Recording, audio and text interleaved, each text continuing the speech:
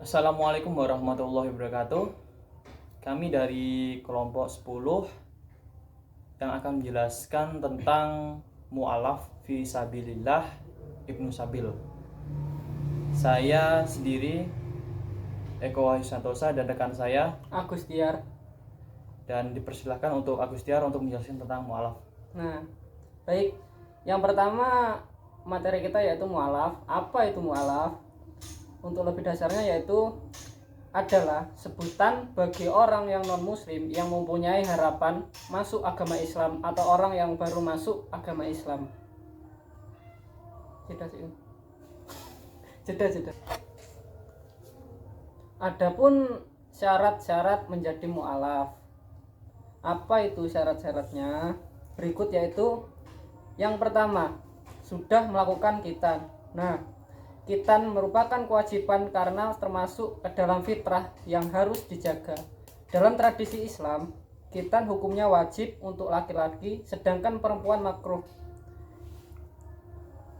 Kewajiban khitan ini tertuang dalam sabda Rasulullah SAW, yang berarti fitrah itu ada 5 perkara: khitan, mencukur bulu kemaluan, menggunting kuku, mencabut bulu ketiak, dan mencukur kumis. Hadis riwayat Muslim 257. Yang kedua yaitu membaca 2 kalimat syahadat. Tentunya ini juga termasuk dalam syarat wajib untuk masuk ke agama Islam. Membaca 2 kalimat syahadat merupakan kunci utama dari seorang yang ingin menjadi mu'alaf. Berikut kalimat syahadat yang dibacakan ketika seorang memeluk Islam, yaitu asyhadu alla ilaha illallah wa asyhadu anna muhammadar rasulullah, yang berarti aku bersaksi bahwa tiada Tuhan selain Allah dan aku bersaksi bahwa Nabi Muhammad adalah utusan Allah. Yang ketiga yaitu mandi besar. Mandi besar menjadi hal yang harus dilakukan oleh seseorang yang sudah memeluk Islam. Jika sudah mengucapkan kalimat syahadat, segeralah mandi besar. Yang terakhir yaitu atau yang keempat, melaksanakan rukun Islam. Bagi kamu yang sudah menjadi seorang mu'alaf, tentunya memiliki kewajiban untuk melaksanakan setiap hal yang ada pada rukun Islam. Rukun Islam terdiri dari membaca 2 kalimat syahadat, melaksanakan sholat, melaksanakan puasa, membayar zakat, dan berangkat haji bagi yang mampu. Sudah. Ya, di sini saya juga akan melanjutkan pembahasan dari Agustiar, yaitu Ibnu Sabil dan Sabilillah. Ibnu Sabil dan Sabilillah adalah 2 istilah yang mengandung kata sabil. Secara bahasa, sabil sendiri artinya adalah jalan. Dengan demikian, Ibnu Sabil dan Sabilillah berkaitan dengan jalan, namun menunjukkan pada 2 pemaknaan yang berbeda. Untuk Ibnu Sabil sendiri, Ibnu Sabil ini diartikan sebagai orang-orang yang sedang dalam perjalanan, bukan untuk tujuan-tujuan maksiat di mana mereka tak memiliki harta yang cukup. Jadi ketika seseorang safar dengan tujuan menuntut ilmu dari kota A ke kota B, tapi di pertengahan perjalanan mereka kehabisan bekal dan mereka tidak mempunyai makanan ataupun harta untuk melanjutkan hidup. Jadi mereka berhak untuk mendapatkan zakat atau Ibnu Sabil itu sendiri.